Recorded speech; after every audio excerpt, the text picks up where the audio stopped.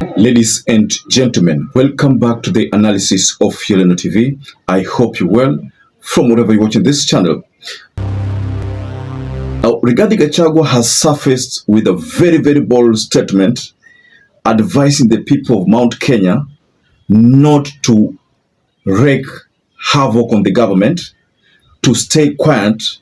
But in the midst of this statement from Rigathi Gachagua, Rigathi has sent a chilling message to William Samoei Ruto. Lighting bonfires, destroying vehicles, shouting. No, that is not who we are. These people don't know us well. And this sounds to be a polite threat on William Samoei Ruto, something that is going to give William Samoei Ruto definitely sleepless nights. Now, Rigathi is telling William Ruto indirectly that he doesn't know the people of Mount Kenya, that the people of Mount Kenya don't go to the streets, but they have their own way of dealing with situations like the ones that Rigathi Gachagua found himself in that made William Ruto have him impeached. So I want to take you to this explosive statement coming from Rigathi Gachagua, ladies and gentlemen. But before you do that, please like this video. It's so important if you like this video. I'm so grateful for everyone who has been liking our videos. I don't take that for granted. Subscribe to our channel if you are not subscribed before, and to existing subscribers, thank you so much for your support. Rigathi Gachagua, definitely going by the body language, is someone who has some hidden cards. The expectations of many was that maybe Rigathi Gachagua was going to hit the streets and now try to, convince the people, the locals there, that it's high time that they fight for their own. But the approach which Rigathi Gachagua has embarked on is a bit different.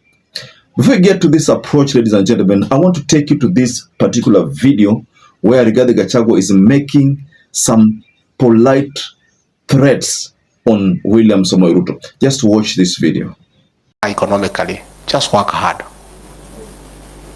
Work hard and be honest.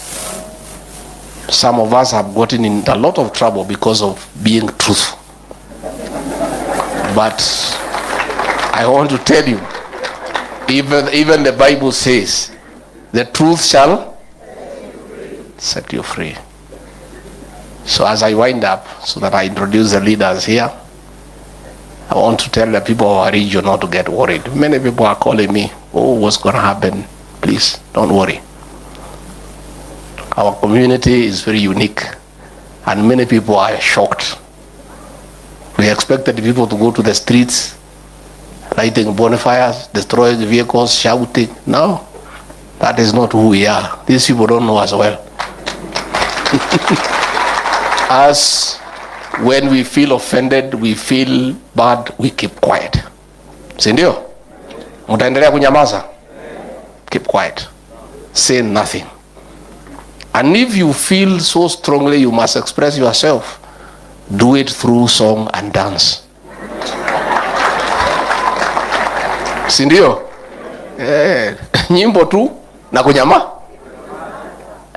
Well, ladies and gentlemen, before we react to that video, I want to take you up to speed with some development in Mount Kenya. I came across a narrative from someone who was saying that Kithure Kindiki was sworn in as the deputy president. He is the incumbent deputy president. But how comes the people in Mount Kenya are not that enthusiastic over this fact that they have Kithure Kindiki as a deputy president? Because Mount Kenya is Meru, Tharaka Nithi, Kikuyus, all those, they form Mount Kenya.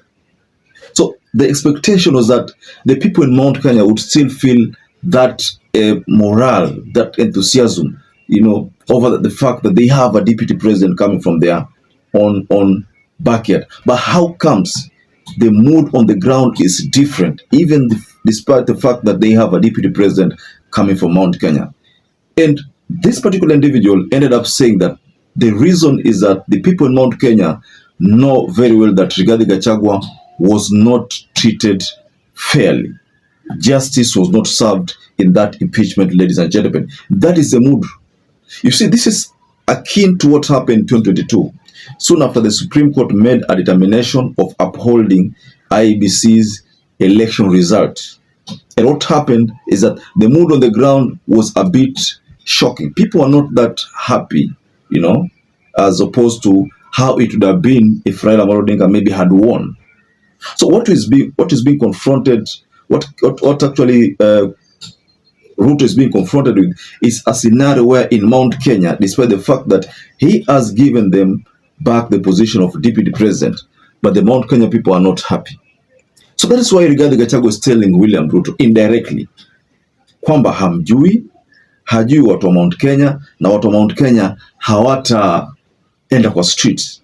And there's an advice that Rigathi has issued there, this advice of composing songs, dances, and this is a silent way of protesting.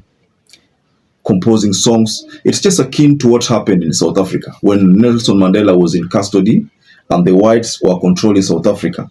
So now we have things like, we have songs who were composed there, songs like ones from Yvonne Chaka Chaka.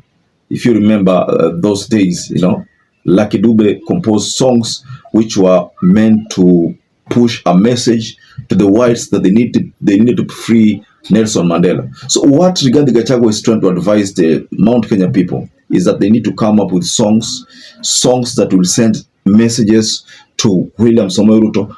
These are called protest songs.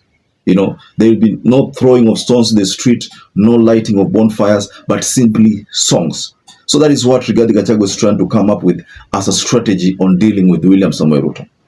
Now, I remember when Moi was in power, most people used to come up with songs trying to express their frustrations on the government of Moi.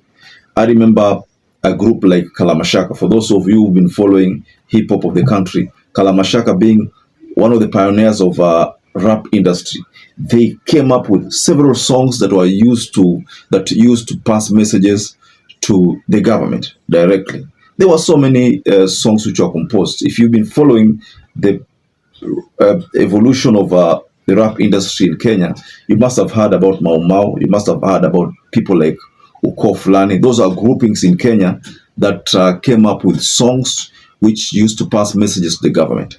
So what Rigathi Gachagua is coming up as a strategy is that people need to start composing songs. use TikTok, use social media to push another narrative towards the government. That is what I conclude based on Rigathi Gachagua's statement. I don't know about you, ladies and gentlemen. I want to go below in the comment section and offer a reaction regarding what Rigathi has said. So perhaps if you're watching this video and you've not subscribed, take 1 second and subscribe. Like this video. Till you catch up again, stay safe and stay blessed.